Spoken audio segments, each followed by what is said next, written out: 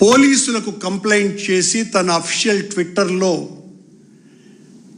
ఇది deep fake video, నా మీద ఉద్దేశపూర్వకంగా దీనిని చేసి వదిలారు, దీని వెనుక వైసీపీ వాళ్ళ హస్తం ఉంది అని పోలీస్ కంప్లైంట్ ఇచ్చినట్టుగా ఆయన ప్రకటించినారు.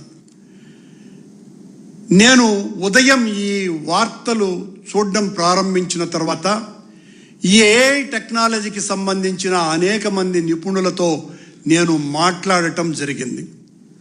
వాళ్ళు ఇది అసలు సిస్సలు నిజమైన వీడియో, నిజమైన ఫోటోలు, ఇందులో ఎక్కడా కూడా ఏఐ టెక్నాలజీని వాడనే లేదు అని వాళ్ళు చెప్పిన తర్వాత, అది నిర్ధారించుకున్న తర్వాత బిఆర్ నాయుడు గారు, మీలో కించిత్తన్నా దైవభక్తి ఉంటే, కించిత్తన్నా నైతిక విలువలు ఉంటే ఈ సంఘటన జరిగిన తర్వాత మౌనంగా మీ పదవికి రాజీనామా చేసి ఉండాల. మీలో ఏ కోశాన అపరాధ భావన లేకపోగా